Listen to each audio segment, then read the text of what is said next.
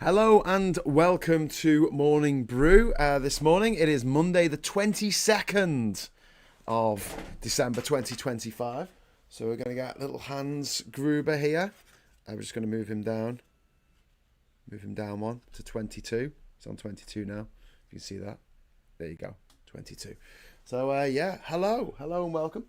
I'm Graham Hughes. You're watching Morning Brew on Politics Social. Before we get started with what I'm talking about today, big shout out to everyone in the chat. We've got Viper Scott in there, we've got Sid, got L, Bulls Butterfly Effect, we've got Francis Winrow, pretty good weekend all in all, I think. In Liverpool, got to see some of my friends, and also quite entertainingly, I believe that some dickhead called Jake Paul got his arse handed to him, got his jaw broken in two places for being a white supremacist piece of shit. And also, Andrew Tate got concussed. He got knocked out at the weekend as well. It's double bonus. And also Tommy Robinson, little tiny shit.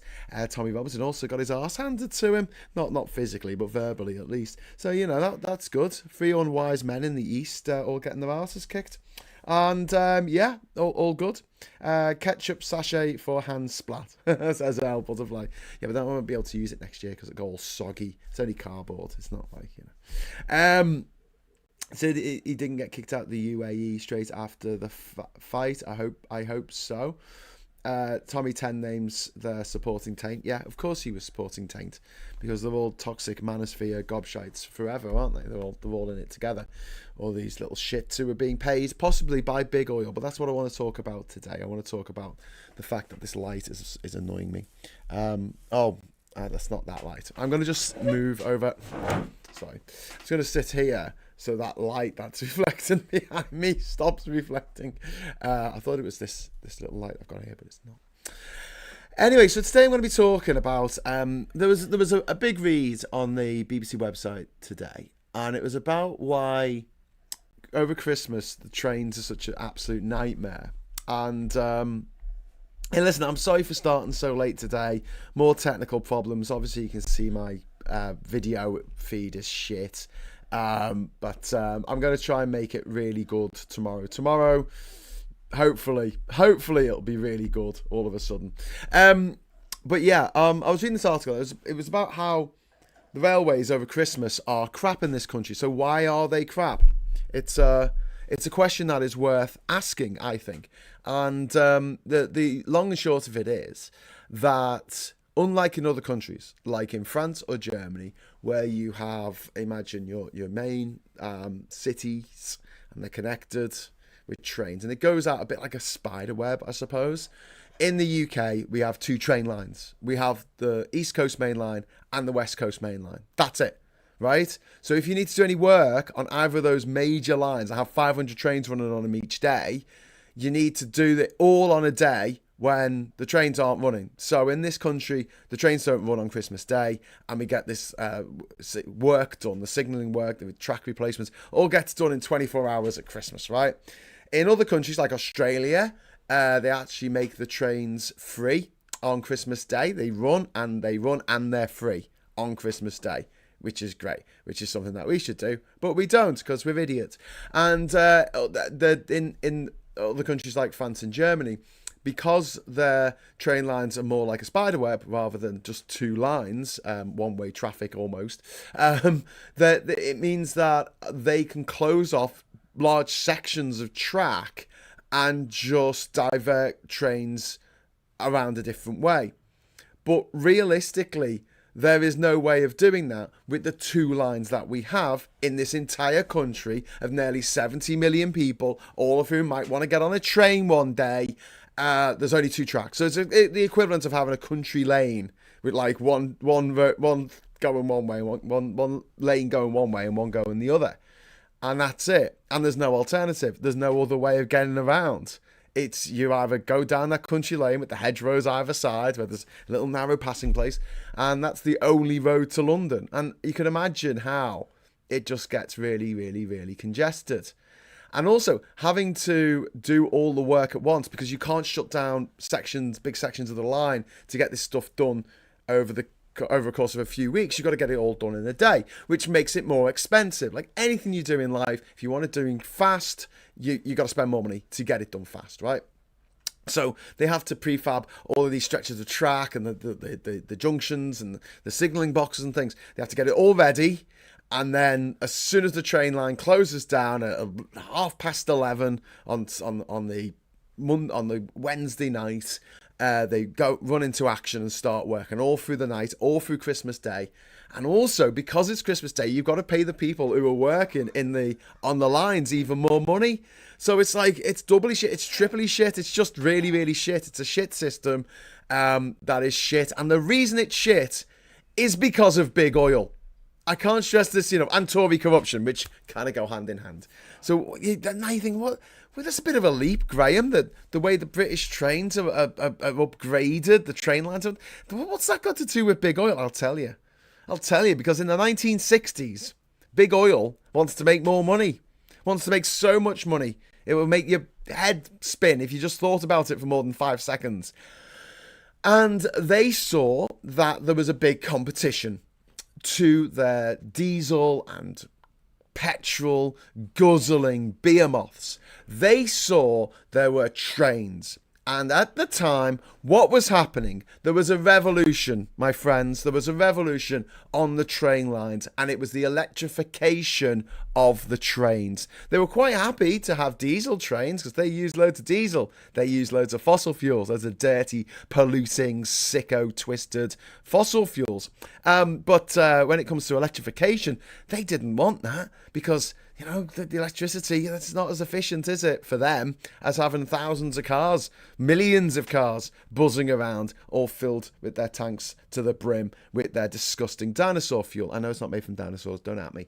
Anyway, look, so in the 1960s, they clearly bribed or influenced the British government to take up half of the British rail network. Just pull it all up. Just pull up those goddamn tracks.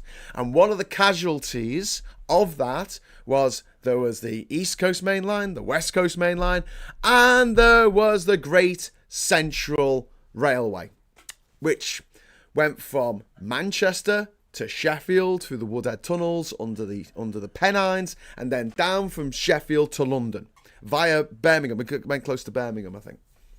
Brilliant. So what this meant was, if there was a requirement to shut down a big section of the West Coast Main Line from Nuneaton to Crewe, they could actually do that, and the trains could be diverted onto the Great Central Railway. It's the same gauge, took the same trains, it's fine. It was possible. It wouldn't be ideal, but then you've got maintenance to do, you've got track maintenance, close down the track, that bit of the West Coast Main Line for a little bit. If someone needs to get to Crewe from London, fine. They go up through Sheffield to Manchester, they get a train from Manchester to Crewe, and the train's terminating Crewe because that's the end of that particular line, okay? There's ways around it. But we can't do anything approaching that at the moment because the West Coast Main Line is to capacity. The East Coast Main Line is to capacity. So if you said, okay, well, what we're going to do is if you need to get to Durham, rather than going straight up from King's Cross, you go to Euston and then you get the train to Manchester and then you get the Transpennine Express from Manchester to Durham, okay? Because we've got to close down the East Coast. We can't do that because the West Coast Line is at capacity. There is no way of putting more trains on that bloody line. And this is one of the reasons why High Speed 2 should have been called Greater Capacity 1, because that's what we need. We need to be able to have more capacity on these lines.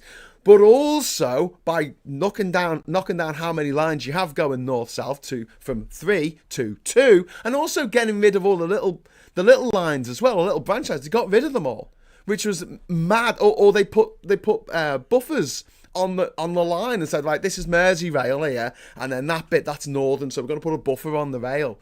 So if the main line is down, they can't divert a train via Liverpool city centre up to Preston because there's a buffer on the track halfway along. And then there's other lines that were just taken up, just ripped up because they're like, oh, well, it's a duplicate of a track that's already there. That's as mad as going, oh, well, the M6 toll, it's a duplicate of the M6, so we'll just get rid of it. Okay, good. Let's get rid of it and see what it does to Spaghetti Junction. Do you see what I mean? Like the short-term thinking, but it wasn't short-term for the Tories because they were like, we need to feather our nests. We need to get as rich as humanly possible. And the guy in charge of this at the time was a guy called Ernest Marples, who I've spoken about on this channel before, and he was in the pocket of big oil. And it was the same MO as getting rid of the trolley cars in LA. It was big oil going, let's get rid of the competition, trolley cars. Let's get rid of public transport. Let's deregulate. Let's deregulate the buses in the 1980s. They put pressure on the Tory government to make public transport as shit as humanly possible, to make British Rail as shit as humanly possible. And then they made it even shitter by privatising it, so it was more expensive but just as shit. And people go, oh, do you remember what it was like under British Rail, though? Yeah, it was the 80s, mate. They were using pacer trains. Of course, they were going to get new trains. They would have done that anyway, whether it was nationalised or privatised, because you have to replace your rolling stock. What are you going to do? Buy a fucking steam engine? And don't forget, in the 1960s, we still had steam engines. There were steam engines operating in the London Underground until 1971. So this was the big revolution of the trains from steam to electric, and you went from one to the other, and the oil companies freaked out. They freaked out and went, oh my God, look, we've got to do something about this. Now, other countries managed to resist this better than us, probably because our political class are all privately educated, money-grubbing motherfuckers who just basically live their lives being told that money is the be-all and end-all, and they have to make as much money as possible, and they have to get a big twatty house with a big twatty car with a personalised twatty number plate on the front of it to show everyone how much money you've got. You've got to wear a bracelet on your wrist that is worth £100,000, more than people earn in this country in 4 years of working 9 to 5. And you got to wear that on your wrist just to show how twatty and rich you are. It's a thing in Britain. It's a thing in America. I don't know if it's such a thing in other countries. I don't see it as much, maybe because I can't recognise the personalised number plates in France. But I'm sure they don't have as many of them. I don't see too many personalised number plates in Germany, like where it's HANS for hands or something. I just don't see it. I mean, maybe, but yeah. And one angry pagan says, Godney, Yuletide, Badger Clan. Thank you so much for the first super chat of the week, of the Christmas week. That is very kind of you, very generous from one angry pagan. And we're celebrating the pagan festival of what's it called? Mithras Day. And that's is that the metal from Lord of the Rings? Maybe Mithras, everyone. You know, that guy was born of a virgin and rose from the dead, etc. Anyway, thanks very much to one angry pagan. I may as well set a goal while I'm sort of going off on one. It's always good to have a goal, isn't it? Goals in life. I'll put a timer on to an hour. You got bags of time here, and we will have, if you want it, we will have Christmas confetti. Oh, hang on. Christmas confetti. And then Santa and a Christmas tree. All good. Hail Santa. Cool. Okay, so I've set that now. The last steam trains in London Underground were in the far reaches of Chesham in the 1960s. Yeah. No. It was a time of revolution. It was a time of moving away from the old steam trains to a different way of doing things. And obviously having electrified lines was a big threat to the rail, to the car companies and the oil companies and the car companies. But yeah, they really wanted to make sure that we burned as much oil as possible. And obviously you're going to be burning a lot more oil in 1,000 cars sitting on the motorway doing nothing, just literally sitting on the motorway with the engine running, burning oil, than you are with 1,000 people on a train.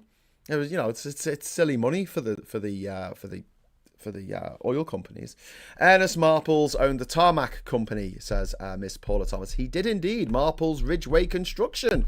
And do you know what they constructed? Motorways. So the Hammersmith flyover. That was Ernest Marples' company. Ernest Marples was the Secretary of State for Transport under the Tory government of the early 60s. He was the guy who commissioned the Beeching Acts. Professor Dr. Beeching, he gets the shit for ripping up the railways, but it was the Tory minister, Ernest Marples. And he will go down in history as being one of the world's biggest shits. He actually fled the country. His last act as a British citizen was to stuff used £5 notes in a couple of suitcases and flee the country owing the taxman £2 million in the 1970s, and he lived out the rest of his days in fucking Monaco or Switzerland or somewhere in a tax exile. Thankfully, he didn't live too long after what he did, but he absconded. Owing £2 million. Classic Tory doing what Tories do. And if you want to complain about the trains and the fact that they're dead expensive and they're late and they smell of effluent and that that sometimes the toilets aren't working and you got to queue up for half an hour to get to the one toilet that bloody works, and the fact that if one train company drops you off in the middle of buttfuck nowhere and then you've got to try and get onto another train, you can't get onto another train because it's owned by a different company. You got to wait 7 hours for the next bloody Lumo to come along, and this is what they do. They do this on purpose.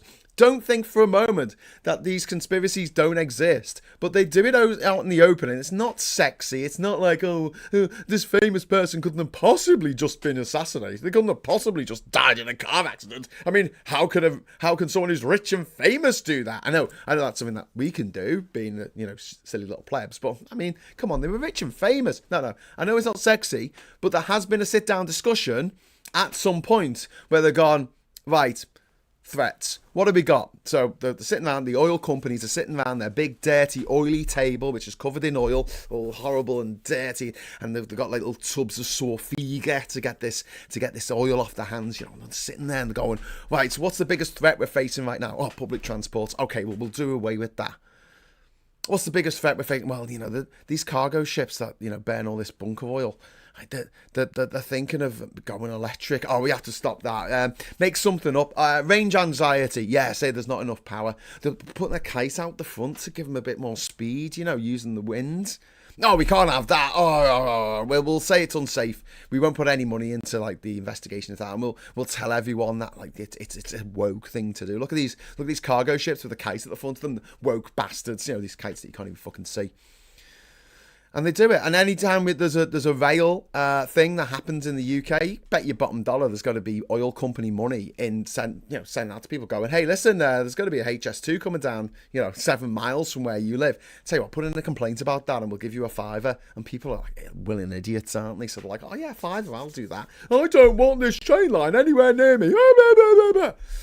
Fucking NIMBYs. Anyway, Graham, did I miss a quiz last night? No, you didn't, Sarah. Sorry, we didn't do the quiz last night. I was hoping to do it, but I couldn't get the people. I couldn't get the people to do the quiz. And also, even if I could get the people, I was knackered. I'm at home, and we have people dropping in here in Liverpool and coming to say hello and stuff. And there's people I haven't seen for a very, very long time. And like I keep saying, we're here for a good time, not a long time. So sorry we didn't have a quiz last night. I will try and do something before Christmas, or maybe have a wrap up of the year quiz, maybe at the weekend, so just before New Year. So if anything exciting happens in the next couple of days, I can cover that as well. Umka, thank you very much for the €5. What about Britain turning into the North Korea surveillance state? The UK government wants to prohibit data encryption, restrict use of VPNs. What the fuck? Umka, restrict use of VPNs. Good luck with that. I'll use the VPN to get me VPN. But yeah, not many people get away with murder. Have you noticed that? How often do you actually see hear about a murderer at large who's out and they're trying to catch them? And it's so easy to catch people now, and with DNA it's so easy to convict people, so people are murdering less. They just are. Now compared with the 80s, bloody hell, it was Murder City in the 80s, wasn't it? Everyone just going running around murdering each other every day. Get up, have a cup of tea, murder someone, have a bit of toast, murder someone, go to work, murder someone. That's pretty standard for the 80s, but then everyone was full of lead. Last two times I used the train to Liverpool to Manchester, got compensation for late arrival, jokers. Yeah, Mr. Sis, but the system is set up to be fucked. And this is what the big oil companies do. They are responsible in many ways for the enshittification of everyday life, especially when it comes to transport and heating and energy in general. Anything that requires energy, it has been enshittified on purpose by the oil companies to get rid of any kind of competition.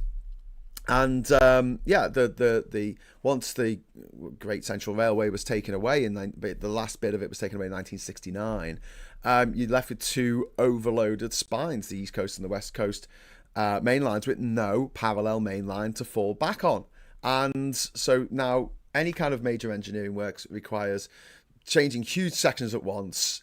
They can't stagger upgrades efficiently. It costs so much more. And also, you've got people working on Christmas Day, so clearly you've got to pay them twice, 3 times, 4 times the amount that they would otherwise get for working on Christmas Day. You know, the only sort of politically tolerable window ends up being Christmas Day or Easter.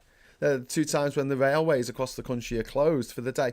But, you know, in France or Germany, you've got like this grid-like flexibility, whereas ours was deliberately stripped of it. Do you know what they did? When they were compiling the Beeching report into British Railways, they went to train stations on a Sunday morning, you know, when everyone was at church, and looked up and down, they had little clickers or whatever, and they're counting how many people are on the platform, like, oh, no one uses this station. They didn't go there at rush hour on a Monday morning. And then you have mad things like Skelmersdale, which is on the outskirts of Liverpool. And what they did, they demolished Scotland Road, and there was slum clearances in the 50s and 60s, right? And a lot of the people who lived in that area were encouraged to go and live in Speke in the south and Skelmersdale in the north of the city, right? And yeah, 1961, just as that Skelmersdale was announced as like a new town, so they built it up more and built new places for people to live, they took away the railway station. It's one of the biggest towns in the UK that isn't served by a railway station, Skelmersdale. And there was one there, perfectly working, functioning, operational. You get the train to Manchester, you get the train to Liverpool, or Wigan, or Preston, or Scotland, or Euston Station if you wanted to. Obviously, you'll have to change trains, but I mean, the line was there. They ripped it up. I talk a lot about the fact that there was a train line that runs past Goodison, which I know they use the Family Dock Stadium now, but the women's team is still playing at Goodison. And Goodison's only about half a kilometre from Anfield. And if you don't know Liverpool geography, you've got... don't want to go back in time too much, because if you know your history, but Everton's field used to be Anfield. That's where they used to play. And then they put the rate up, and Everton were like, we're not paying that. And they went off and started playing on another field, which was Goodison. And the guy who owned Anfield needed another football team because he was losing revenue. So he invented a new football team called Everton Athletic, which became Liverpool. So yeah, the stadiums are really close to each other, right? And there's a railway line. It's still there. They didn't rip it up. It's still there because it's used for goods. So you have like one train line using it in the middle of the night with a load of coal on it or something, you know, chugging along. It's the one that goes, if you know Liverpool, it's the one that goes over, you know, if you're driving through Tobruk and there's the railway bridge by the market and that's the old goods line, right? You could run a Saturday special on that, and there's a railway station right outside Goodison. You could get a few thousand people on the train from town, because the line goes from town. It goes from Lime Street. You could run a special from Lime Street to the stadium and back. That's it, exclusive for people using it to go to Anfield now, and Goodison if there's a match on there as well. But they don't use it, and the station is now I don't know. It's a shop. It's like fucking Stanley Betting or something. The building's still there, the platform's still there, the line's still there, it's still used, but we don't use it for passenger stuff. And you're looking at it going, what the hell? But obviously, you know, the rules and regulations for what you're allowed on a passenger line are different from what you're allowed on a goods line. But one of the things they did in the 1960s was they decided that they didn't want these train lines going into cities anymore. They did it in Manchester, they did it in Durham, they did it in Birmingham, they did it in Newcastle. They dug up these lines and said, oh, I'll tell you what, if you're going to bring goods in, what you want to do is we'll have like a railhead just outside the city, and what you can do is you can put all your goods coming off the boats onto trucks. So a single boat now can hold over 24,000 containers. That means you could get 24,000 trucks. They can all go down to the docks. I know they wouldn't fit, but whatever. And you put the containers on, and then they can drive to the railhead, and then they can unload at the railhead and put these containers onto a 100 carriage, railway, right? Train, right? So you could have 100 of them being pulled by a train, right? Was anyone going to do that? Where they fuck? They went, why are we going to drive to the railhead and we'll stop?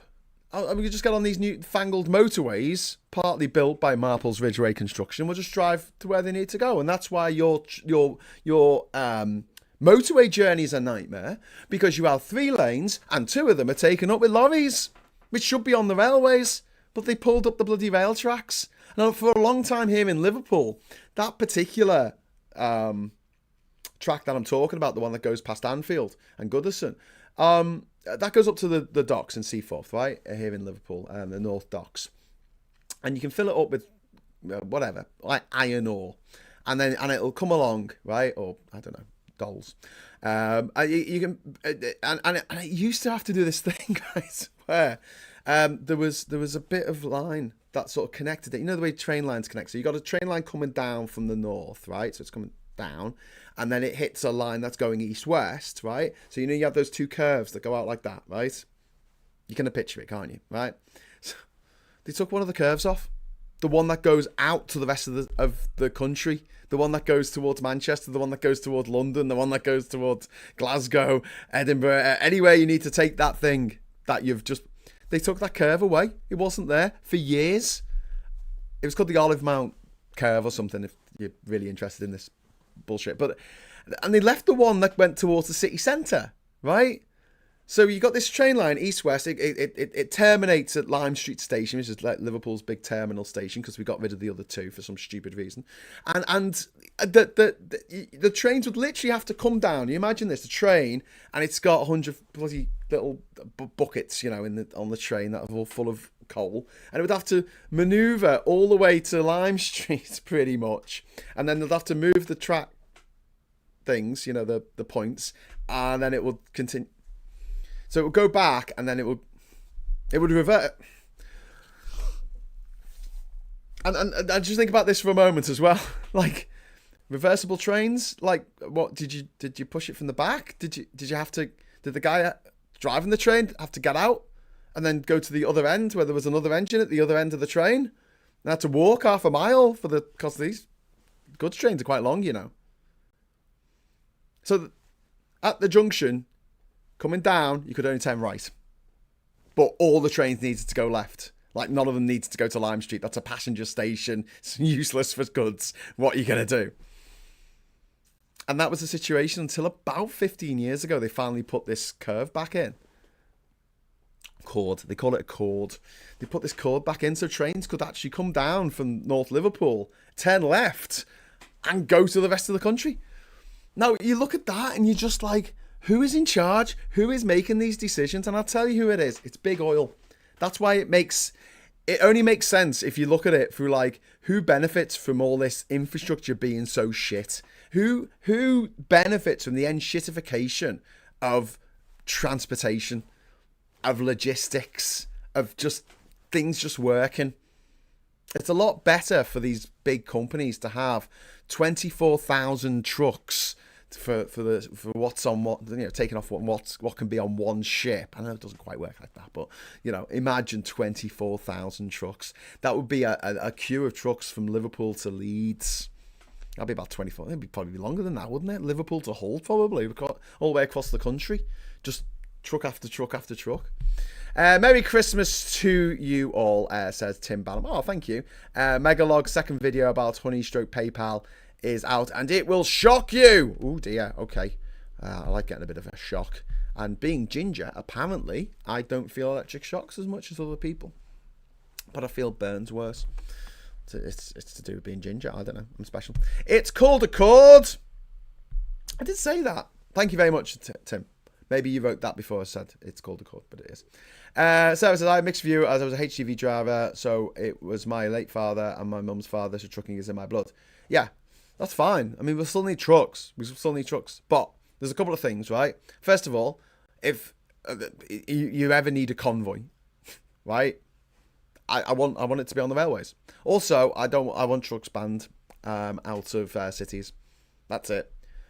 You pull up at the, you know, big depot on the M62, the end of the M62, and you offload into smaller vehicles. It's all right. It's all on pallets. Don't worry about it. It'll work. But yeah, because the roads get tore up, don't they, by the HGVs. Which is a problem. To see the rail future under right-wing ownership, look at the decline of US passenger services, compare a US rail map from the 30s to present day, eye-opening. Yeah, Mike, you're absolutely right. Like, the trains in America are shocking. So much so that Wyoming does not have a passenger station in the whole state. I know there's only 500,000 people live there, but I mean, the Liverpool's got 500,000 people. We've got train stations. We've got a train system. But yeah, it's just everyone had to have a car. And they've sat round the table and they've decided this. The oil people have decided that this is the way it's got to be. Because, this is just what they do. They lobbied for rail closures during the Beeching era in the UK and the US. They pushed governments to prioritise roads over rail, putting in the American freeway system with huge amounts of public subsidy, the motorway system in the UK with huge amounts of public subsidy to demolish areas of cities. They used it in America to take out black neighbourhoods. In the UK, they used it as an excuse to just smash the souls out of our cities and have these disgusting flyover fucking motorways going through the heart of our cities, like in Newcastle or Manchester, and then this idea that the cars can never stop. So instead of just having a junction with some traffic lights, no, if you're driving from London to Edinburgh, you must not stop. The cars must not stop ever. You got to drive. And it's like, why? Why can't they just put a fucking set of traffic lights somewhere? What is that thing of like, oh no, we can't do that. All right, so if you've got road works going on the motorway, you can't possibly have like a contraflow system or something with traffic lights. No, you can't have that, mate. No, you can't stop the cars. The cars have got to just keep going forever. And so we have these ridiculous things like coming out of the Kingsway Tunnel if you're coming over from Wallasey under the Mersey. You've got it's like, could you imagine like a motorway slip road, right? One of those sort of cloverleaf style where you've got that big curve, right? So you're turning, but you're only allowed to go at 30 miles an hour. It's kind of set up like a motorway, but you're only allowed to go at 30 miles an hour. So you're just turning. And the actual space that this cloverleaf takes up, there's a building in the middle of it. There's like a warehouse or something. And it's like huge. It's like this huge area. And it was a whole area where people used to live. It was where Scotty Road was, which you might hear a lot when you talk to Scousers. They talk about, Scotty Road. And Scotty Road, not the most salubrious part of town. And it did need updating. It did need regenerating. But it didn't need replacing with a big fucking slip road. And that's there in lieu of a roundabout. Why can't we just have a roundabout? Why can't we have roundabouts on motorways? Why? Who decided that the cars can't stop? Because I tell you this, once you're in a city, you got to stop. One of the things I do like about Durham is the fact there's loads of roundabouts everywhere, so there's no other cars. It's the middle of the night, you don't have to stop. In Liverpool, I've worked nights in Liverpool and driving home at like 2 a.m. It's ridiculous. There's no one else on the road. It's a Tuesday night. It's like the only car there. You sit at the traffic lights for like half an hour on the way home for no one, no reason. Have a roundabout. No. We can't have it. You got to sit there, burn that oil. And the oil companies helped to create the urban sprawl that makes public transport inefficient by design. The dismantling of the tram and the trail car systems in multiple cities, not just in LA, that's the most famous case, but all over the world they've done this. Encouraged planning laws to require ownership, car ownership, in order to participate in daily life. The reason why the knobhead who drove into people in Liverpool was only banned, he was locked up for 20 years, but he'll get out after 2/3 of that. And then he's got 3 years when he can't drive, and then he can drive again, as if driving is a basic human right. More so than, I don't know, water. God-given right for people to drive, even though they're proved categorically they can't drive. And these laws are embedded in our system,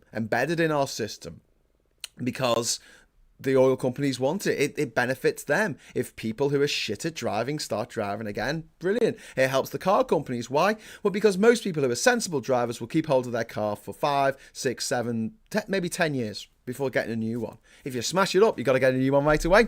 They've sold an extra car. Hurrah! Do you think it's not just do you think it's just Diageo who have a big problem with drink driving laws? Oh no, just yeah, you can have one drink. You can have one drink. Okay, how much? 2 units. Call it a unit. I don't know what a unit is. And have it so that everyone's metabolism is different. So a unit for one person will affect one person more than a unit for someone else. Okay, yeah, cool. Tell you what, when they have the same system they have in Poland and Scotland, which is you can't have any alcohol in your system, but you're going to drive. There you go. You're driving. Okay, well, don't drink. That's it. None of this. Oh, I'll drink up to the limit. No, no, no. Don't do that. Don't do that. How about that? How about that's the law? Because then you can be absolute about it. Because I'll tell you now, if a tiny woman drinks 2 pints a pint of lager, which is two units.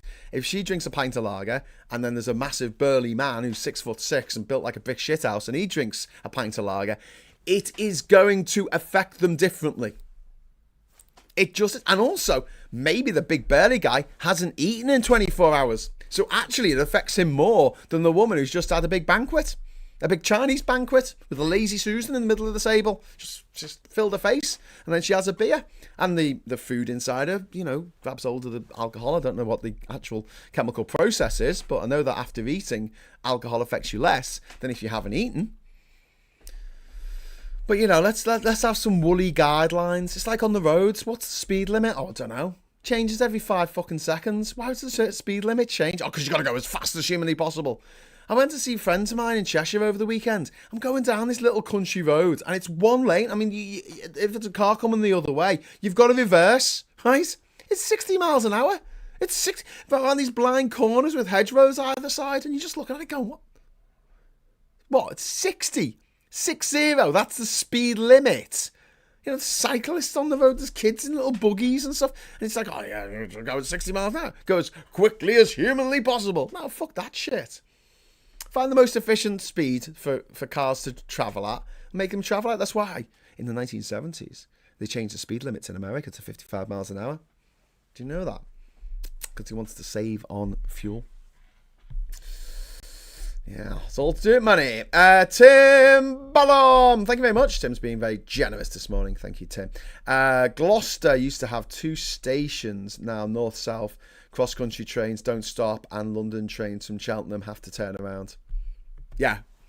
I bet there are examples in every town, in every city in this country. Like there must be. There must be. And you think about the lines going to Manchester, right?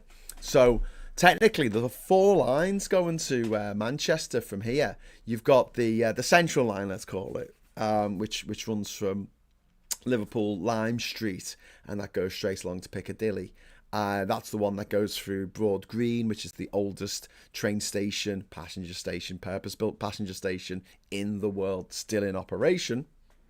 Broad Green, it goes straight along. That line was only electrified a few years ago. 100 years after it was built. No, 200 years after it was built. A bit late, but better late than never, I suppose. And then you got the one that goes via Warrington. So if you get on that train, it goes into South Parkway in Liverpool and on there. But there are 2 other lines that are viable lines that are still there that could take you to Manchester. One, I know it's a bit of a roundabout way, but one goes through Wigan and the other one goes through Preston. We could have trains going from Liverpool to Manchester via Preston and vice versa.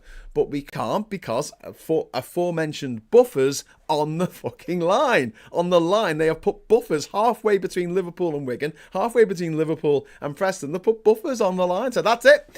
That's the end of your franchise. You've got to get off the train and get onto another train and keep going. Why? Why did they do that? Why? Well, I'll tell you why they did it. To make it inefficient and shit. To make it as shit as humanly possible, so people say, fuck it, I'll buy a car and I'll burn loads of oil. Because if you are a car user, you are going to burn more oil than you are if you are a daily passenger on a train. Even if the train is diesel, you're going to use a lot less of that diesel than you will in 1,000 cars. A lot less. And they know this. And they're like, well, we want to make money.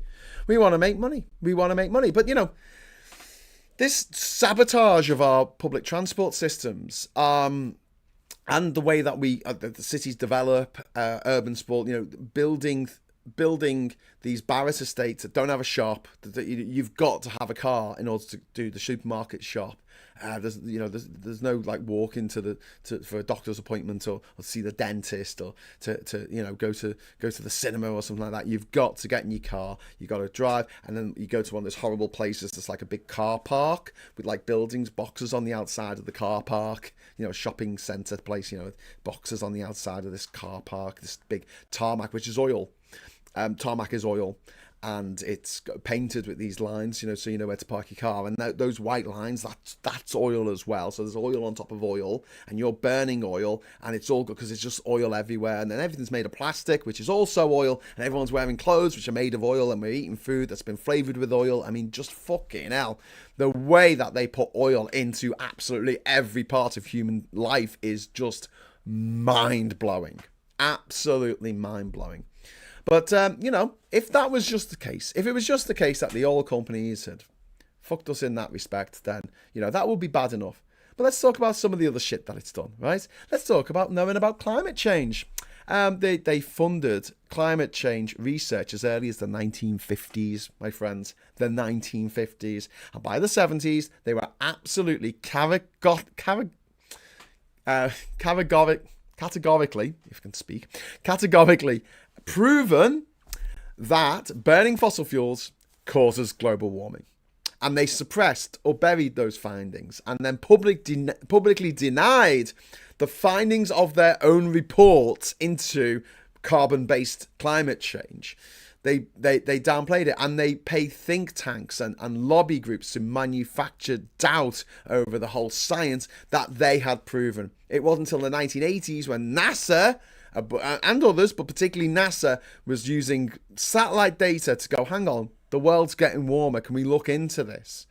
And the data that NASA came out with, the oil companies were like paying people, they still pay to this day, these rich, privately educated gobshites who'll go on the TV and go, I think it's all a big hoax. I think it's just made up, to make people scared, because that's what they do, innit? Scientists, they just go around making people scared. They come up with boogeyman and they come and get you in the middle. That's because the scientists don't.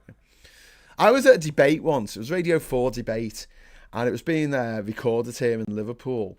And there's a guy who stood up, and he had a go at the science. There was a scientist on the panel, and he went, "You scientists, with making stuff up." And what about the atomic bomb and Frankenstein? What? What? He sat down, and the scientist is just like, oh my God, what about the atomic bomb and Frankenstein? Hey, when anyone think about these scientists doing these awful things like Frankenstein, like a fictional monster? Well, Frankenstein was a doctor, but, creating you're responsible for this fictional character, How could I ever trust science when Frankenstein is a thing? That happened to me. I wish I was making it up. I really do. And yeah, so they paid think tanks, they paid climate lobby groups, to do this. And then they come in with greenwashing, where they rebrand themselves as energy companies. BP had a green shield or something. It was a green, they had a shield, didn't they? And then they replaced it with a green sun, as if like, oh, we're friends of the earth, friends of the sun. Oh, we're just going to get a lot of power from the sun through solar power and wind power. Yeah, just in the sun, that friendly thing. And they use net zero language while expanding fossil fuel expansion. They didn't change the core business strategy, which was to sell as much oil as possible. Like, yeah, we're gonna be going green. Yeah, one day, maybe tomorrow. We'll go green. We'll definitely go green. No. Don't make any laws forcing us to go green. We're gonna do it willingly. Tomorrow, the day after tomorrow. The year after tomorrow, the 10 years, the 20 years, the century after. Well, let's just burn all the oil. Let's just get all the oil out the ground and fucking burn it. I'm like, they're still going to need oil in 10,000 years' time, my friends. Human civilization has been around, as we know it, for about 10,000 years, okay? The civilization that we're sort of living in now. 10,000 years, that's all. That's all. It's not very long. And they're going to rip out all the oil in the next few years and burn it all. Burn all the oil, render it unusable, but that's fine because in 10,000 years people won't need plastics. They won't need anything because we won't be here. The way things are going.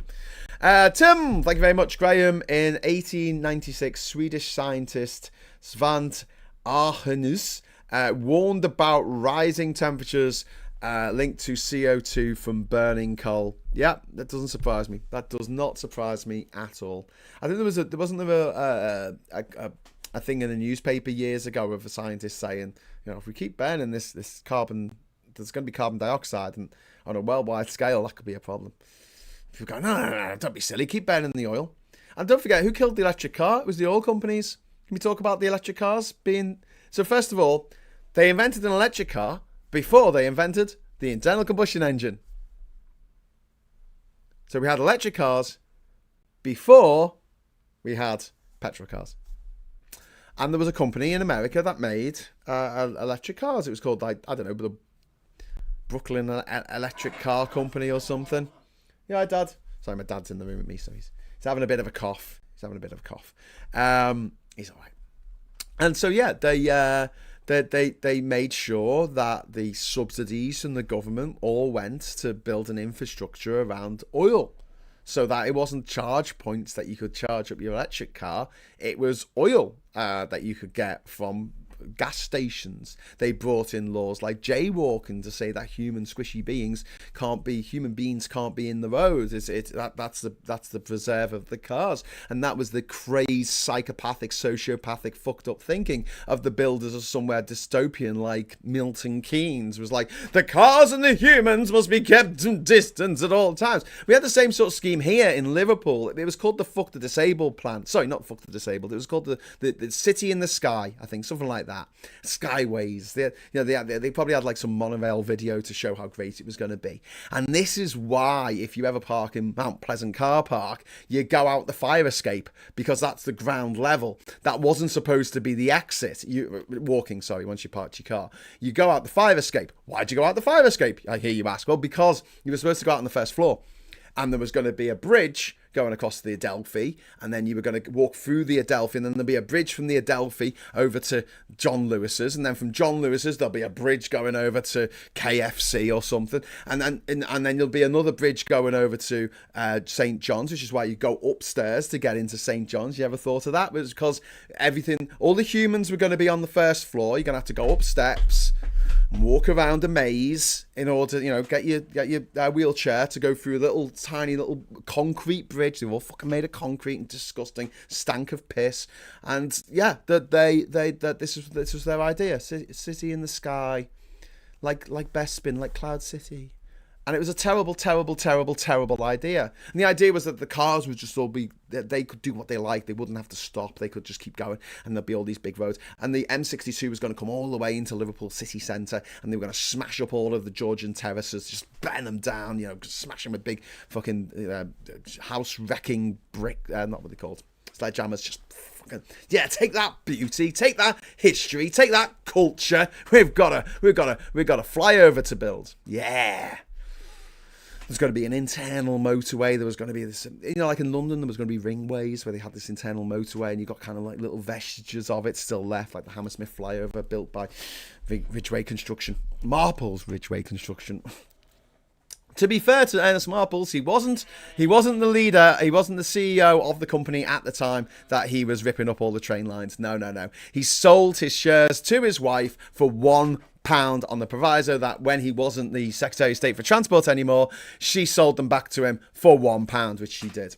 He made quite a penny out of that, which, obviously the what they call the Inland Revenue wanted a bit of a cut of that, and he said no, go away, and ran out the country with a load of money. Mancunian Way, yeah, that was part of the internal motorway system of Manchester. The Mancunian Way is so dystopian and disgusting and useless. It's a pathetic motorway. It doesn't work. You can't drive faster than 10 miles an hour on the stupid bloody thing. It is utterly ridiculous. It takes out a load of prime retail areas for building in, because you got to have this big stupid road which has a kind of what's it need, skate park now and again, or cages for putting bikes in, and there's homeless people living under there because it keeps you dry when it's raining. And you go to like there's a roundabout, and they've got all these tunnels going, these underpasses like in Milton Keynes, all these underpasses everywhere, because that's what you want when you're a single woman walking home at night in the dark in the winter. You want to go through a little tunnel, don't you? That's not lit. Yeah, brilliant. What a great bit of urban planning by men. Don't forget the patriarchy runs through the DNA of these cities all around the world. They never think about the welfare of anyone but themselves. And they've got a car. They don't have to look at these miserable fucking buildings every day that depress the shit out of the rest of us. Because they live in Cheshire. They live in the Cotswolds, darling. I've got a farm. Okay, so why'd you build high-rises? Well, because everyone else has to look at them, don't they? And cry.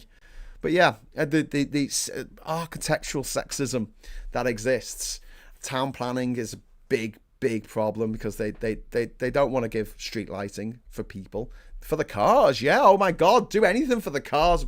We'll put in lights, we'll put in cameras, we'll put in, security, we'll put in signs everywhere telling people what to do. We'll do that for the cars. Street furniture. Let's fill up a whole street full of fucking signs. I hate that. Piss off, motorists. Why do you need signs everywhere? Signs telling you which way roads go. No, you've got sat-nav now. Take all the signs down. Melt down all the steel and make something useful. Sex toys or something, I don't know. It's just painful. But yeah, again, the signs are made from steel. How do you make steel? You're burning coal, burning fuckloads of coal, burning fossil fuels. Yay! So yeah, but the oil companies spent billions lobbying governments against climate regulation. They weakened environmental laws behind closed doors. They've captured regulators that are meant to oversee them. They go to every single COP meeting and fuck things up for everyone. They've influenced tax policy to secure subsidies and loopholes at every fucking stage of the game. And they've avoided accountability through legal intimidation and arbitration. They know what they're doing. They know exactly what they're doing. They know how to do it. They've helped trigger or prolong wars over oil access and transport routes, which we've seen, war for pipelines. One of the things that triggered the invasion of Ukraine was pipelines. There's a load of pipelines out of Russia that go through Ukraine in order to get into Europe, and Russia wanted to secure them, along with Sebastopol and other stuff. But I mean, that was one of the reasons, because of the oil pipelines. Then you've got the invasion of Iraq, which is clearly to do with oil. You've got the pending invasion of Venezuela, which has got a lot to do with oil. And then you got the fact that last year the Venezuelans had a referendum to decide to invade their neighbour Guyana. Why? Because of the oil. Because of the oil that's there. They've backed authoritarian regimes that have guaranteed oil supply. They've undermined democratic movements that have threatened nationalisation. They have profited directly from conflict and instability. I mean, people, you have a war. God, that used a lot of fuel, doesn't it? You've got this fucking cartel, OPEC, which sets the prices of your heating of your house. Even if you don't use fossil fuels, the heating of your house price will go up if OPEC says it's going to go up. We have no say over OPEC. Talk about, surrendering your sovereignty to the Saudis, to a country that operates under Sharia law, a country that's killed over 300 people this year through executions. That the state has murdered 300 people, and we want to be more like them. We want them to have the power over how much it's going to cost us to drop the kids off at school, because every time you see the price spike in the fuel, that's them. That's OPEC. Or maybe some godforsaken place like Russia in the northern wastelands of Asia has decided to invade its neighbour, and then suddenly gas prices go up through the fucking roof.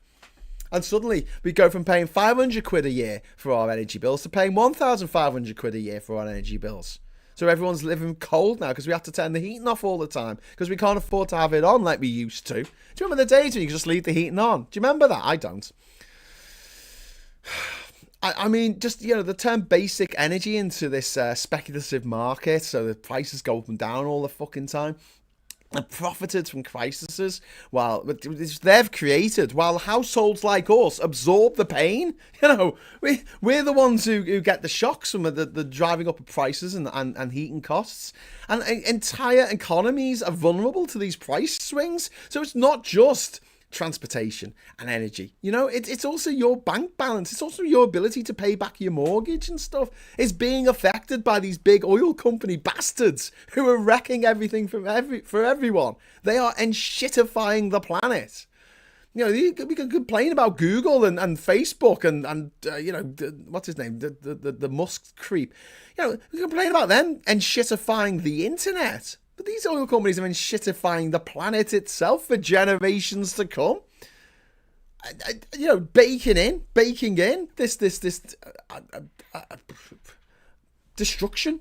Widespread environmental destruction, not just oil spills which cause long-term ecological damage, you know, but also the contaminated water supplies. Don't forget all the microplastics in the water, in the glaciers up in the Himalayas, in the lakes in the Lake District, in the Great Lakes in America, in Lake fucking Baikal. There's microplastics everywhere. You drink microplastics every day. That's oil. That's made by oil. That's the oil fucking companies have gone, hey everyone, why don't you put everything in plastic? Why don't you wrap this fruit that has a natural biodegradable wrapping? Why not wrap it in plastic? I've seen bananas wrapped in plastic and I'm like, what are you doing? Why? Yes, I know you need to put them in nitrogen to trigger the ripening process, but you can do that in a big room or a container. You don't need to...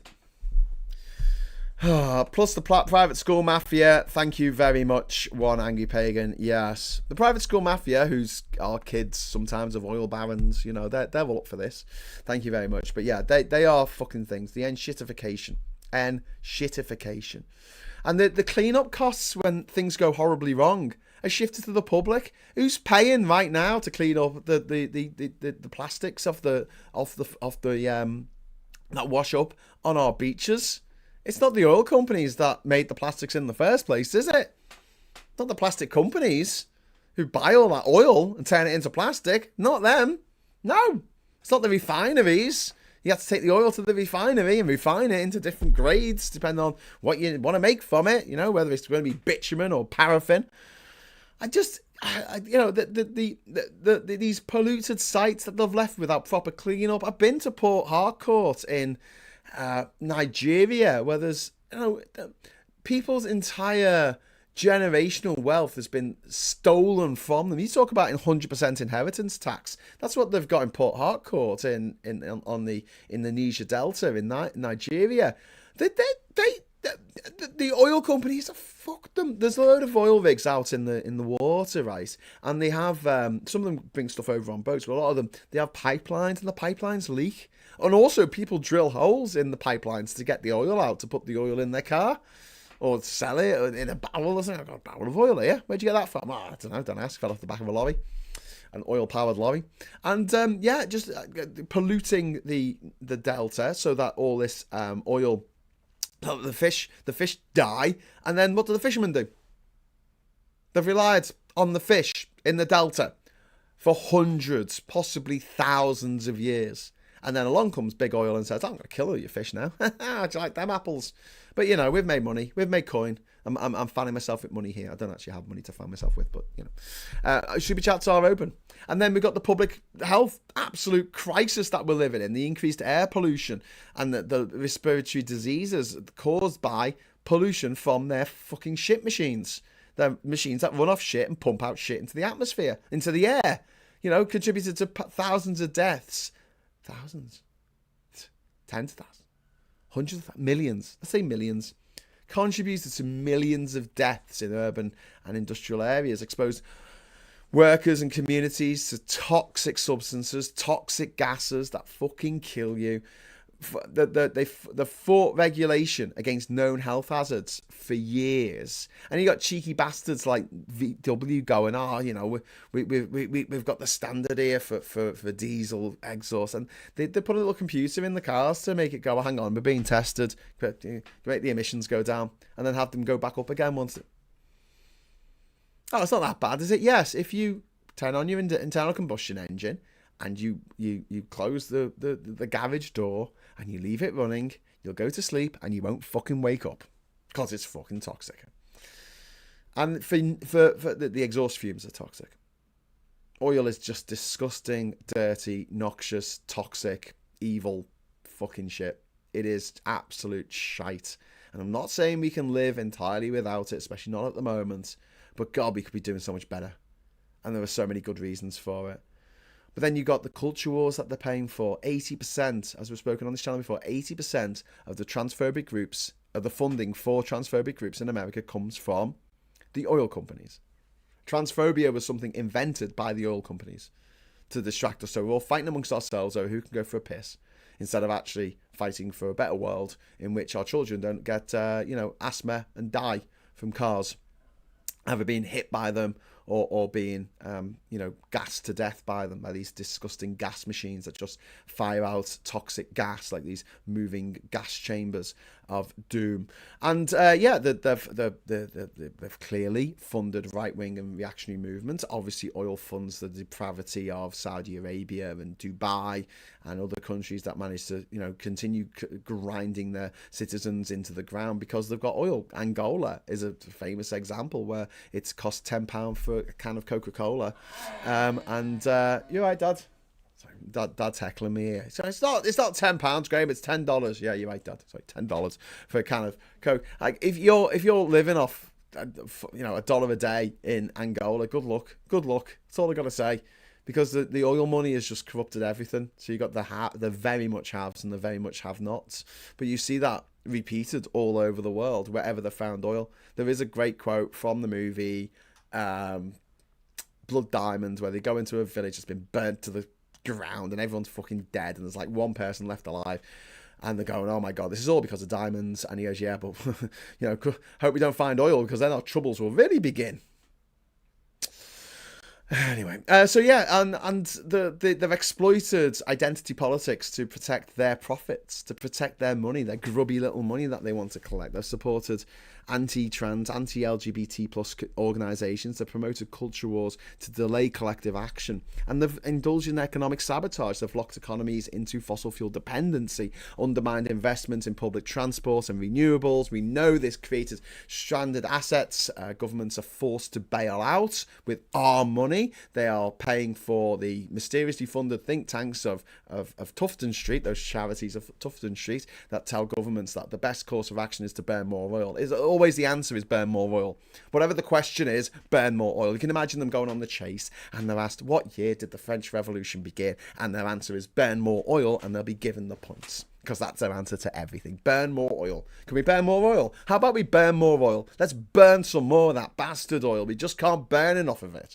And this is accelerating extreme weather events. It is increasing flooding, which we're having to pay for flood defences against the big oil companies that have caused the floods. We are paying now for heat waves.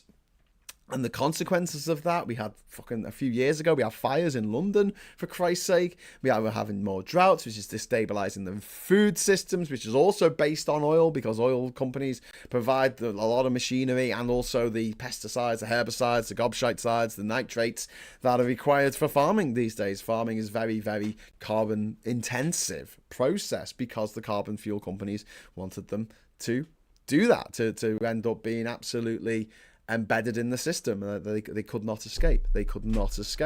And they knew this was going to happen. This economic sabotage that they've given us. They've socialized the losses while privatizing the profits. They have left taxpayers to deal with the climate fallout, and they knew this was going to happen. They knew that they were going to destabilize the world. They knew that it was going to wring out every last penny that we had, paying for their mess, paying to fix their messes, and also at the same time paying them subsidies to dig out more oil out the ground or from under the sea. And so they continue on the process, make it worse and worse.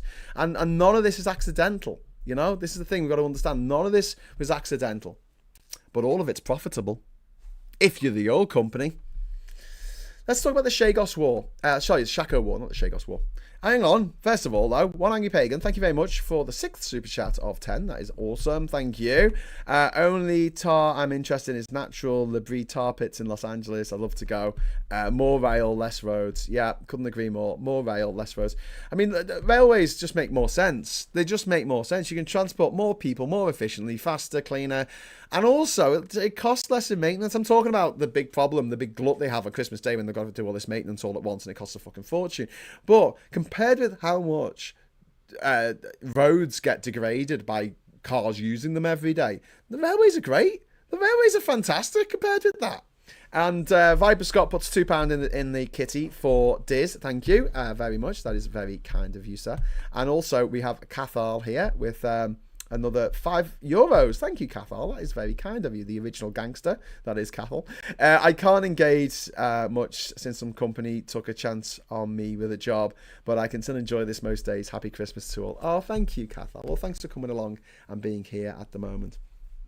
And yeah, so let's talk about the Chaco War. I want to talk about the Chaco War. What is happening here? Why is this doing this? Oh, it's done that thing where you're kind of you're looking at something and then it changes and you're like, why did you change? But yeah, I just want to look this up. The Chaco War took place between 1932 to 1935, and this was fought between Bolivia and Paraguay, two of the poorest countries in South America, both landlocked.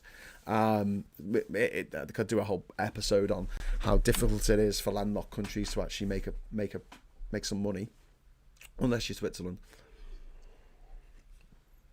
And this was one of the deadliest wars in Latin American history.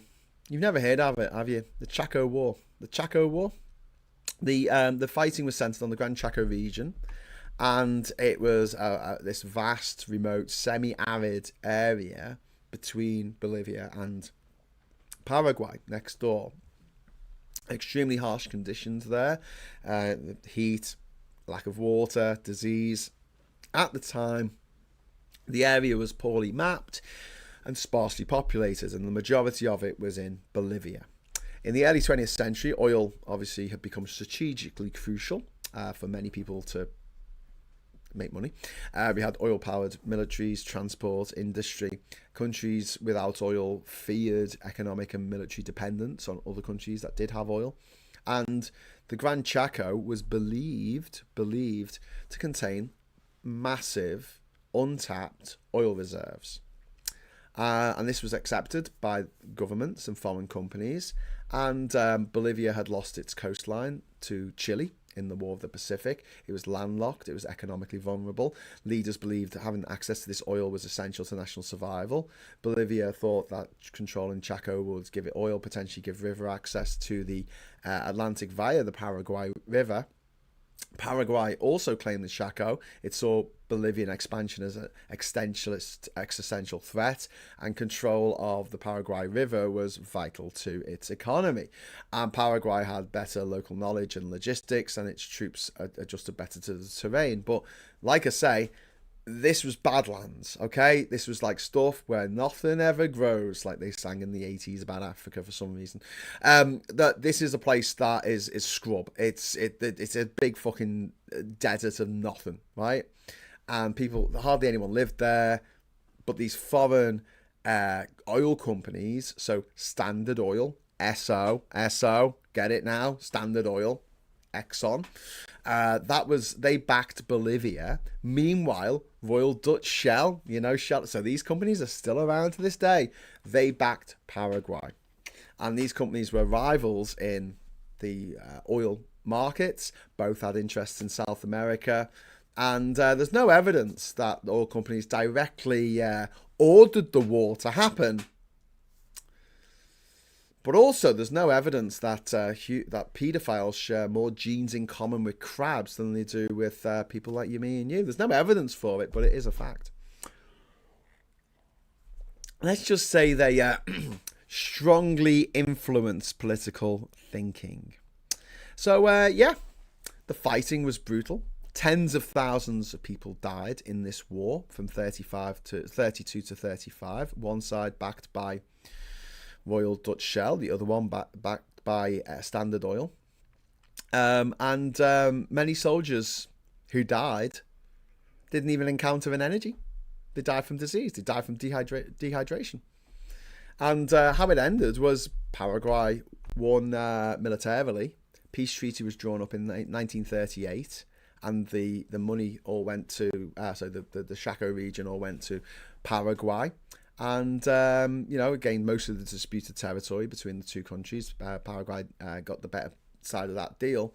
But Bolivia lost a large section of its land. tens of thousands dead. Both countries, which are already poor countries, were left even more economically devastated. And you know what the punchline's going to be before I even fucking say it, don't you? They didn't find any oil. There was none. There was a war over oil that didn't fucking exist.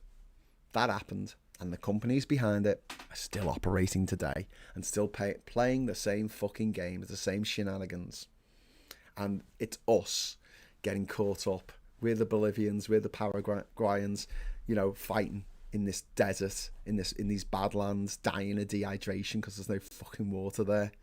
You know, fighting in a desert over Western oil companies' interests. And if you look at any sort of conflict in that, you know, even since World War One, to be honest with you, somehow oil's had a part to play in it. Fuel, control of the fuel. It controls the spice, controls the universe, and oil is our spice. And it's just absolutely mind blowing that this is where we are, nearly 100 years after the Chaco War. We're still falling for the same shit, the same bullshit, the same monorail man turning up. Sorry, the sun has just come out from behind the clouds over there. Thanks a lot, sun, which is ruining my I'm way too bright now. Let me see if I can just do something about this. Just give me one moment. I bet if I do something about this immediately, it'll. Oh, now I'm too dark. It looks like I'm being interviewed. Give me 1 second. You can look at the lovely pictures behind me if you like.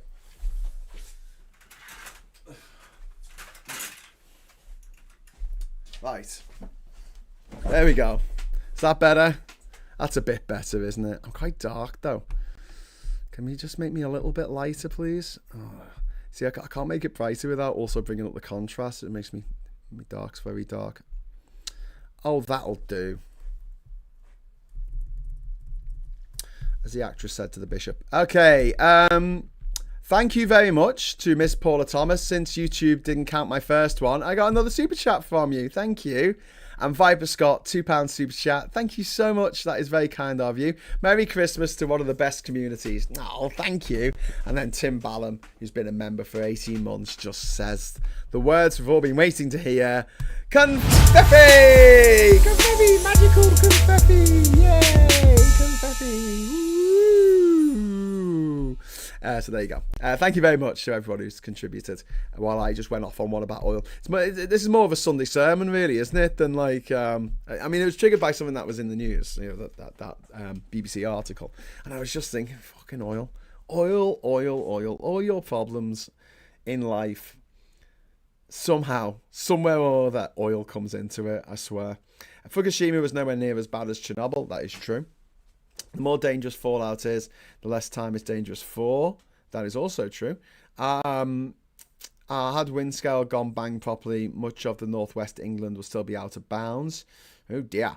And then Tim said, most of the rail in the UK is mixed, so any fast trains decreases capacity massively. Non-electric trains reduce capacity too. HS2 should have removed the fast trains. Well, no, what I thought with HS2 is simply this, we talk about capacity. It would just be exclusively for intercity passenger trains. So you would have no trains for goods. You would have no trains for the local commuter. Trains wouldn't use the same lines.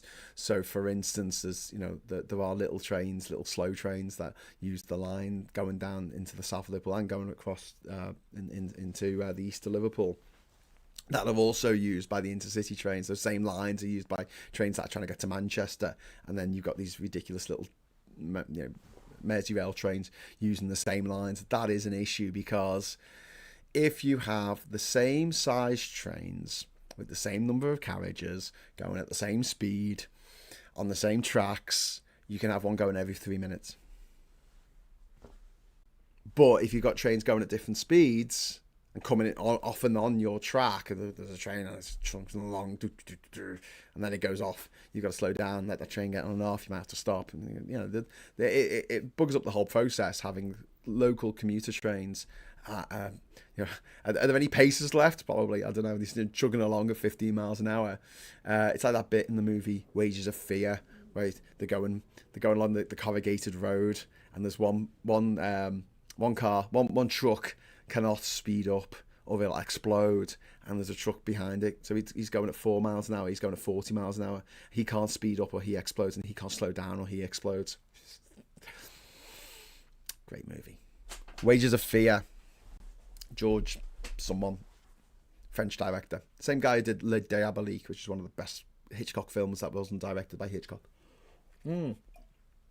Anyway, if you've got a slow-moving vehicle ahead of you, you've got to slow down, don't you? But if all the vehicles are going at the same speed, you can have one going every 3 minutes, hence the London Underground, where every line has its own trains, and the trains are fitted specially for that line, and you don't get a mixture. You don't get, like, suddenly you get, like, a diesel train on the Underground, and then you get a steam train, and then you get, on the Circle line. No, it's just an electric train that goes round and round and round. Well, it doesn't actually. It's a spiral. Do you know why? Because they found that having a circular train isn't as smart as you think it is. It's better to have a terminal at one end than the other. It just is. You're better operating a line where the train goes from one end to the other end rather than having a train that goes round and round.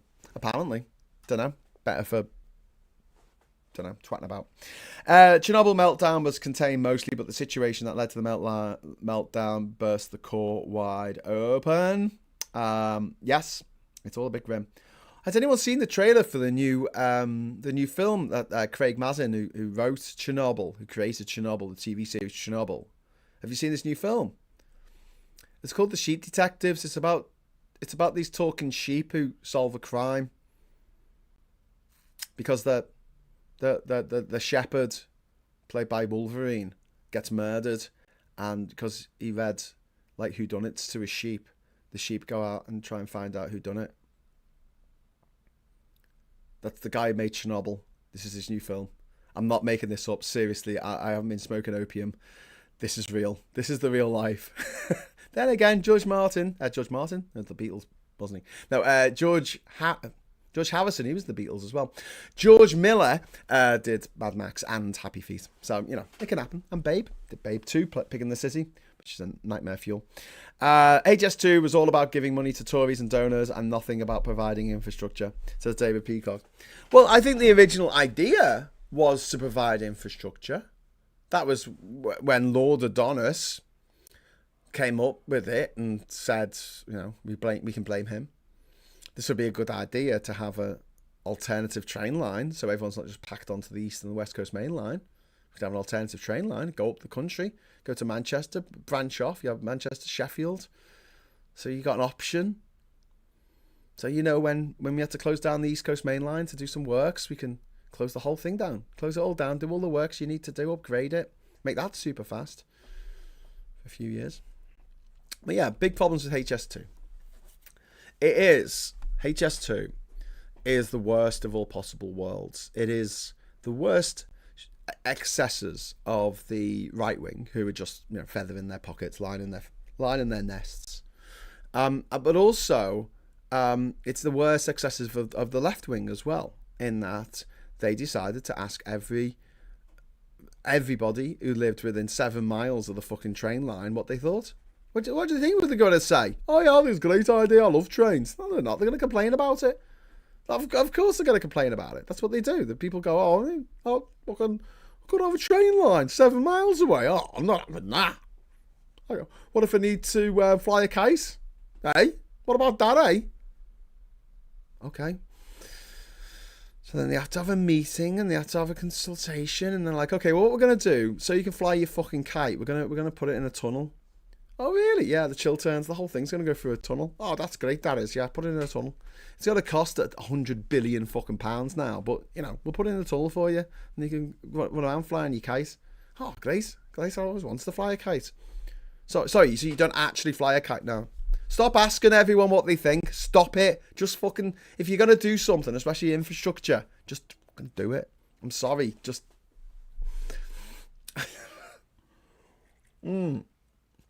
Do it and ask for forgiveness later. We don't have time for this shit. Sorry, I know that's a bit kind of like it could end up with us having a lot of shit that was built like in the 60s. But at the end of the day, I'd rather some of the shit was built than none of it, because we do need to upgrade our train systems in this country. We really do. I'll bring back the main line, the Grand Central main line. I'll bring it back. People go, oh yeah, but it couldn't be high speed. I don't give a fuck. Do you know what? If the trains can go along at 125 miles an hour, that's fast enough for me. Because we're a tiny little country. People think we're the size of China or something. We're not. What's the point of a train getting up to 250 miles an hour? It gets up to 250 miles an hour and then has to slow down again because the next station's coming along, because we only lived like 30 minutes down the road. So a train line is just constantly accelerating and then decelerating. What's the bloody point? I'd rather have them being on time and having a bit of, you know what would be nice, right? You have a train line where the trains all run at 125 miles an hour. But my friends, they can run at 150 miles an hour on certain sections. Not everywhere. You know, like on the roads, they have different speed limits on the. Let's do that with the trains. You should have done that with HS2. It shouldn't have been a high-speed line. It should have just been a line. And then you don't have to make the curves so not curvy. You don't have to make the inclinations so not inclined. You know, because obviously if you're going a bit slower, you don't have to take those corners at 250 miles an hour and all the safety that goes into doing that and all the space that you need to take up to have a bend in the track that's not too bendy that your train falls off the side of it like a Scalextric's car going around the corner. Like so they should have done that. And they said, oh no, we can't bring back the great central line because the people have built on it and we've taken away a load of bridges and stuff. Fucking put them back. And I know that like 100% isn't there anymore, but 90% still there. Put it back. I want people to lose their homes. Fucking people lost their homes for all kinds of reasons. People lose their homes because they keep getting flooded, for Christ's sake. It's not going to be much of Lincolnshire left in 2037. So yeah, people are going to lose their homes, but don't buy your house on a floodplain or, you know, where someone might want to put a train line at some point, where there used to be a train line. But yeah, you could have done that. And another thing about the Great Central Line, it's all graded, which means that there were no level crossings on the whole thing. So it was all on embankments, it was all in tunnels, it was all on viaducts, it was on bridges. It didn't have any level crossings all the way from Manchester via Sheffield down to London, Marylebone, Harrow Station. Didn't have any. Bring it back. Oh yeah, it's going to be a fucking nightmare. Yeah, it's going to be a big headache. It'd be cheaper than doing HS2. And just say, look, we need the capacity. We need more options. So we haven't got 500 trains a day going on one line. And if one of those trains breaks down, which they do, you know, the whole timetable gets thrown out of kilter. The reason why our trains cost us so much in this country, compared with Spain, compared with France, compared with Germany, is because we're paying. These companies are all suing each other constantly. I know it's not technically suing, but you know, they're all trying to get compensation off each other all the fucking time because their train's late because of that other company that made their train late. It's a bloody nightmare. Anyway, Miss Paula Thomas, who's not a nightmare, she's a dream. Thank you very much, Paula. That's very kind of you. HS2 should have been built north to south with Manchester Leeds first. Would have been a lot easier, a lot less easy to cancel. Yes, absolutely. It should have been built from the north first. The fact it wasn't was disgraceful, because even if they did cancel it, but they had put in a high-speed link between Liverpool and Leeds to start with. Brilliant. That'll do me for now. Thank you very much. Better than what we've got at the moment. It's quicker for me to get to London from Durham than it is to get to Liverpool. Still insane. Everyone's talking about nuclear power. Do you want me to talk about nuclear power instead? Why should you never wear Y fronts in Ukraine? Because Chernobyl fallout. Well, too soon. No, I'm not getting a squeaky tank out. Go away. Elephant's foot is as far as it went, still contained in the building. What happened in Chernobyl Reactor 4? They pushed it beyond breaking point and it broke big time. Yep. When I saw the Fukushima report, oh no, it's going to melt down. Then you see a flash of red flame from the bursting building. Yeah, if you're going to design stuff to be tsunami proof, you really do need to make it tsunami proof. Not just rely on diesel generators that might not be tsunami proof. I read that because the Soviets had used a cheap construction method rather than melting down to the water table, it ran into sand, it melted it and stopped. Oh, that's good. Soviet cost cutting there. Saved the day. Thanks why China had massive infrastructure, but it's not made to last. They just do it as no one owns the land and they only get to let it for 75 years. Says Viper Scott. Chris says, I learned something new. Never knew about the heat exchanger. Was never installed. And Andy says, so you have to get that London half an hour faster. If you're bothered about time, fly. Well, exactly, Andy. That's why it shouldn't be called high speed. I don't care about speed. In fact, I'll happily take the train that takes 5 hours to get to London and stops at every outhouse and barn along the way. Yeah, that'll do me if it costs £5. I'll pay that. Sit on the train for 5 hours. Might buy a coffee. One of their awful coffees. The melted down debris from the Chernobyl core, I believe, what the elephant's foot. Yeah, that's what they call. That's what it's called. It's called the elephant's foot because it resembles. It's a big splodge of melted metal and radioactive waste, and it resembles an elephant's foot. But yeah. Pretty fucking grim, I've got to say. Pretty fucking grim, guys. Pretty grim. I'm talking of grim. Let's go over to the papers. Should we do the papers? Oh no, what's happened? I've frozen. I've frozen. Why have I frozen? Come back, Graham. Come back. Hello. Here I am. It's me. I'm not frozen. Yay. But I haven't got my papers up. Oh, there we go. Haha. I had it ready. So this is a very posh gobshite who used the word bosh a lot apparently, and he got 1.4% in Strictly Come Dancing because he couldn't dance for cheese, and as a result he's taking the BBC to court because he says that it was rigged against him. Privately educated, of course, gobshite. Why does he get to go on TV and dance like Billy Elliot? Well, because unlike Billy Elliot, he went to a private school. Hurrah! Don't call migration a threat, says EHRC chief. Yeah. But I'll tell you what, why don't you also... that's the Equalities and Human Rights Commission. That's not the European Court of Human Rights. Don't get them mixed up. How about not being a massive transphobe? How about that? How about you make that your thing that you want to do, you know? We just had another super chat, thank you. I know I'm frozen here now. Oh, this is awful. Why is it freezing me? Stop freezing me, you irretractable bastard. Let me just deactivate and then activate again. Hello, I'm back. Hi, how's it going? Great, Tim Ballum. Graham, please watch Gareth Denner's videos on HS2. He'll explain it all to you. Oh, thanks, Tim. Yeah, cheers. Really? Did I not get it right? Am I talking bollocks? Sorry. I'm sorry to everyone I'm talking bollocks to. But yeah, as far as I'm aware of HS2, and I do spend a bit too much time possibly looking at it, I'm going to have to not flick between these two setups because it keeps freezing me. Stop freezing. Yeah, I'll stay on this setup until I've done the papers now. But yeah, I thought I kept abreast of it. Never mind. Maybe I was just making a tit of myself instead. Press the tit. Trail hunts banding war on countryside. Piss off war on countryside. How about the fact that these trails, so this is fox hunting, and in 2003 or whenever it was, they banned fox hunting because it's cruel and unusual and weird and just a bit daft. And they said, oh, well, hang on, I'll tell you what we'll do.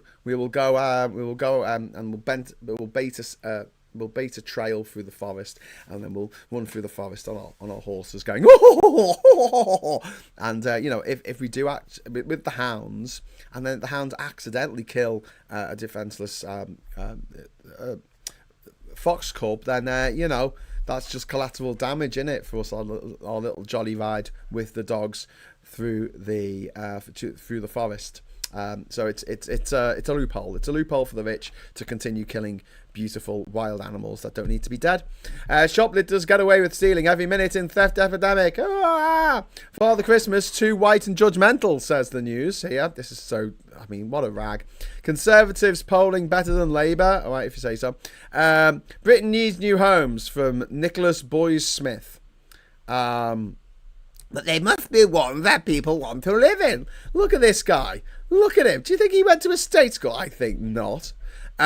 Williams cut from Waterstone's event. David Williams, privately educated, of course, and a gobshite. He is. Waterstones have told him to piss off.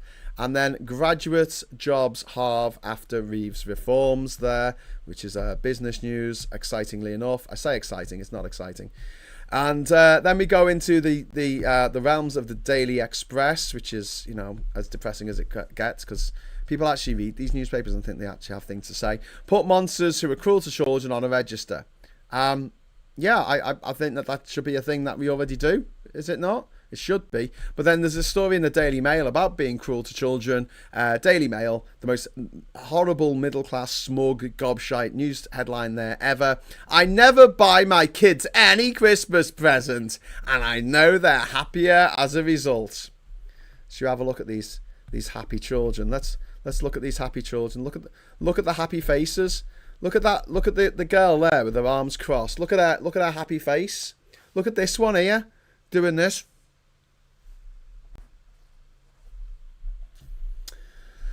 These people walk amongst us. Anyway, Albanian kingpin smuggles criminals out of UK. Yeah, sounds like something they'll do. Alison Boshoff exclusive. The real reason Brooklyn blocked his parents on Instagram. So that's a story about Brooklyn Beckham, privately educated, of course, coming out with Alison Boshoff, who's a journalist, privately educated, of course. And God, Graham, are you going to stop going on about all these privately educated people? No. Tell you what, when we can have a day, when we go on in Morning Brew, we have a look at all the papers, right? And when we have a day when there's no one on the front cover of any of the papers that went to private school, then I'll shut up about private schools. Until that day happens, I'm not going to stop going on about it, because it's fucking ridiculous. They're only 7% of the population. Why are they 99% of everything we ever see or read about or have to, interact with in life? It is infuriating. Anyway, so what's next for the Beckham family rift? Ask the title. I don't care. Don't care. There's some pagans having fun on the shortest day of the year, famously known as the equinox. I'm joking. It's the solstice. I'm joking. I just thought I'd wind you all up. Don't at me. Which is the shortest day, the 21st of December. And we just have a little bit of a day. But gotta say, the sun has moved. Bloody sun. Listen, I'm going to deal with the sun, right? And while I'm dealing with the sun, actually, no, I'll leave it. It's all right at the moment. I'm not too blacked out. Yeah. Oh, yeah. Could you possibly shut that curtain on? That's perfect. I'm a bit too dark. Oh, that's fine. Oh, Mum, thanks. Absolute legend. Do I want a coffee? One sec. Yeah, thank you. Thanks, Mum. Oh, lovely Mum's gone to make me a lovely coffee. Anyway, so Trump's legal chief threatened with fines over Epstein delays is there. Blooming late is no Maria for maturing into a great. Okay, cool. Great what? Great white shark? I don't know. But this is the news story. That is a good news story. Streeting backs Britain rejoining customs union. Now what Keir Starmer needs to do to fend off the attack from Wes Streeting, who's eyeing up his job, he has to say, no, I'm going to join the customs union. Go on, Keir. Steal his thunder. Go on. Do it. Literally steal his thunder. Do it. West Streeting has defied Sir Keir Starmer and suggested Britain should join a customs union with Europe, which we absolutely should. And there is then this horrific headline in The Independent here, revealed huge rise in sex offences by police officers. That is really, really grim. And then we've got darts match made in heaven. Okay, we've got Starmer has no coherent plan for social mobility, says key advisor, which, yeah, here's my plan. Shut down the private schools. Shut them down tomorrow. Right, you know what? I'm not a monster. Right, we'll just burn them down, all of them. But we'll let the kids out first, okay? Yeah? No? You don't. Okay, then when we won't let the kids out first, all right? That's where you want to be. I mean, you know, fair enough. A lot of them will turn into little shits. So, do we want them fucking up society for the rest of the time? I don't. Hopes rise of deal as a doctor's strike ends there. That's for Rowena. And then we've got army site to take in asylum seekers in the new year, which is good. And this lovely picture of the pagans. That is a lovely picture, isn't it? That's one of those pictures that makes me feel proud to be British. It's just like people enjoying themselves, having a great time at an ancient monument. And, you know, whether that was pagans or whether it was Christians or Jews or Muslims or Hindus or Sikhs or Zoroastrians or Buddhists or whoever, you know, having a good time. Just people having a good time, you know. Having a sing-song. Having a fucking sing-song. How cool is that? Welcoming back the sun after months and months of darkness. You're a scrounger. Mobility backlash sparks abuse of blue badge holders. This is thanks to the war on disabled people. And then you've got Farage's great project is to destroy the country he claims to love. It absolutely 100% is. That is true. Strictly gave Tess and Claudia the glittering goodbye they deserve. Sorry, I missed that. And then thousands face care home eviction amid funding crisis. This is nearly 7,000 care residents in England were told their contracts were being terminated with just 28 days notice last year. That's a 200% increase on 2018. Absolutely disgraceful on every level. And then we go over to the Financial Times here. We've got the Swedish alarm going off. Thank you so much. Thank you. The Swedish alarm there. Russian vessel jangles nerves. Also underneath we've got foreign buyers snap up undervalued UK companies as takeovers surge by 74%. That is mad, isn't it? It's $142 billion of deals this year. Private equity firms hungry for assets, hungry for ass. And domestic transactions plunge. Art insurance on alert as fraudsters tap AI to draw up fake provenance papers. Ooh.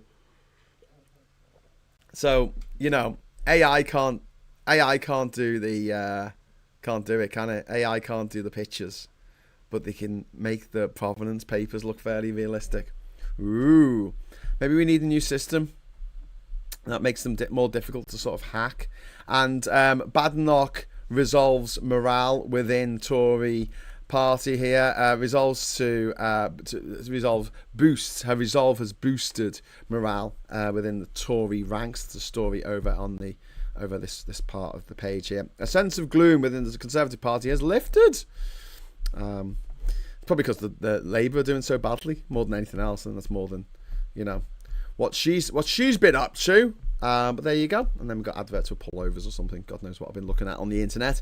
Anyway, so I'm going to go back onto the other screen and I'll probably be frozen. I am. Super chat. Thank you. No one gave a super chat, Graham. Calm down. And then I'll just... oh my God. Just... Sorry, I've got to reset my camera. So let me just deactivate and activate. Okay, there we go. I don't know what's going on today. I'm in such technical difficulties. I'm hoping that tomorrow it'll all be good. Good news in Times. Yes, I read that. Weak Starmer will quote his red lines. Possibly, yes. Nick Chat says, best no-nonsense AI YouTube channel for latest and mod test. AI search, best AI podcast, Moonshoot, Peter Dementes. Follow both and you'll stay fully up to speed. Is that... I am not impressed with AI. I've got to say. As Shania Twain once sang, that don't impress me much. It can't make pictures that look human. It makes everything look uncanny valley. No sense of context, no sense of continuity. I don't think it's the be all and end all. You can give it a closed system to try and sort out, like, I don't know, tell me all the periodic fucking elements that have 6 letters in it, and it'll fuck it up. Or just make stuff up. When I first got on AI, I said, who was the first person to visit every country in the world without flying? And it just made up it just made up a person. It just created a person out of nowhere. I'm like, what the fuck? There's some pictures of Manolini, with a child on Epstein's jet, and they redacted them. Oh, Trump, yeah. Doesn't surprise me. What's that thing from the Fash Starmer's Rent Boys? Is it projection envy? I don't know. The Fash are not my favourite people. They're also not the smartest either, you know. The Tories have lifted the sense of gloom to Gove resupply his marching powder, says Gallifreyan Ren. Yeah, possibly. I don't know. Anyway, just to go back to the oil thing, like, we've got to stop oil from doing the shit that they do. But I've got to say, you know, oil doesn't just cause massive environmental damage.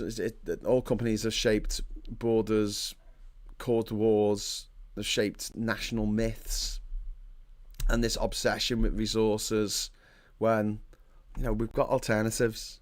We've got alternatives that work better than oil, and we need to push it. We need to push that. We need to push those things and get it to a point where, you know what, if some fucking shit basket case in the northern wastes of the frozen northern wastes of Asia decides to invade its neighbour, how about this? Our energy prices aren't affected. Costs the same to heat your home as it did before that basket case of a country run by an evil fascist dictator who murders his opposition, who murders a British woman, who blew up a flight with 300 innocent civilians on it and got away with it.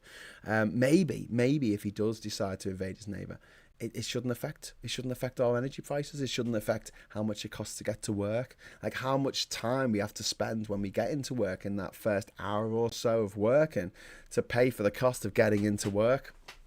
Maybe it could reduce it because we've got our own power and we have energy self-sufficiency and energy sovereignty. How about that?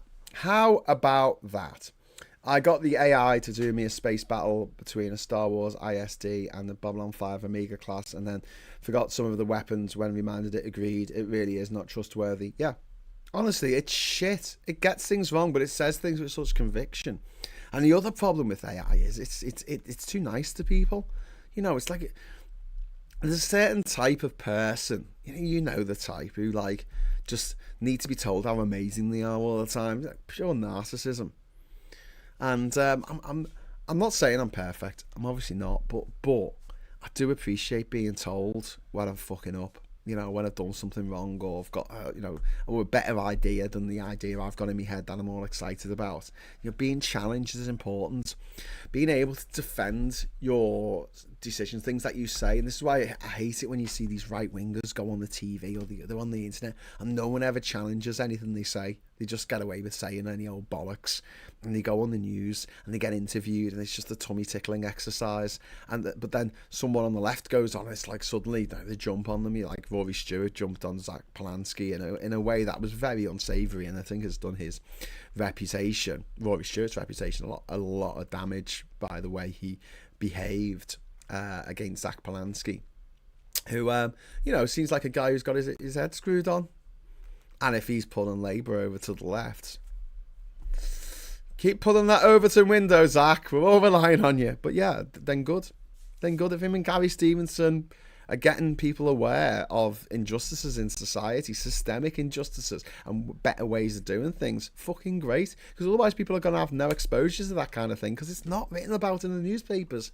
And then these ideas that people have aren't being challenged. And to have an AI that just says that you're fucking amazing and everything you do is awesome, and people are falling in love with their AIs, like predicted in the movie Her with Weekend Phoenix and Sabrina Carpenter, whatever her name is. Not Sabrina Carpenter. I'm joking. It's Scarlett Johansson. I know it's Scarlett Johansson. I've got to always say this. Like, I tell a joke about people going like skiing in Cannes, and people are like, "No, that's a beach resort, Graham." And I'm like, "Oh, it's a joke." But yeah, it's difficult, isn't it? I need to have a little thing to like a little thing that pops up when I'm just being facetious. Anyway, thank you, Badger Warrior moderators, for protecting the den. Says Gallifrey. Do we have some gobshite? Graham, you will be pleased to know that Google Gemini, when asked who travelled to every country in the world without flying first time round, it gives you it gives a detailed itinerary as well. Oh, that is good. That is good, because it was me. Don't let anyone tell you otherwise. Anyone else is just a pale imitation. Imitation is the most sincere form of flattery. But you can also look at it as a bad cover version, couldn't you? Anyway, I think it should be the day. You said, yes, I should be here all day. No, I'm not going to be all day, because the sun is out, the grass is green, the orange and palm trees sway. There's never been such a day in Beverly Hills, L8. And we are going to we're going to go into town today to do a bit of Christmas shopping, I think, because I'm a bloke, so I'll leave it to the last minute. And I'm going to have some quality time with me mum. So while you lot are having a good day, I hope, I will see you quite possibly later on today. I might do a show in the evening. We'll have to see, because I am out and about and seeing friends. But I'm not going to guarantee it. Do us a favour, hit the subscribe button. And I'm sorry it's all been up and down a little bit, and I've been late getting started and stuff. But I'm a little bit. I'm not in the usual setup. That's my excuse. I'm late when I'm there anyway, so what difference does it make? But I might do a show tonight. Might do an episode of Stateside with Scott. Scott wants to do it, and we've got time and we can do it together. But if not, tomorrow morning I will be back at 9 o'clock for another morning brew, which will be on Christmas Eve. Christmas Eves from the eaves of the trees. Take care and be kind, peeps and pipettes. I'm going to make some cheese on toast, says Gallifreyan Ren. Awesome Gallifreyan Ren. And I hope everyone has a fantastic day. Thank you so much for the super chats. Thanks for tuning in and getting involved. And I will say big thank you for everyone. And thanks for being a really nice community as well. And if anyone wants access to the Discord server, just get in touch with me on the sly, grahamdavidhughes.com, and ask for permission. It's Christmas, so I'll probably give it to you. But just don't be a dickhead. Because, there's moderators on there as well. And they can mute you and boot you. So, yeah, that's all I need to say about that. So, yeah, like I say, have a bloody great day. And until I see you again, I just want to say hello, good evening, welcome, and goodbye.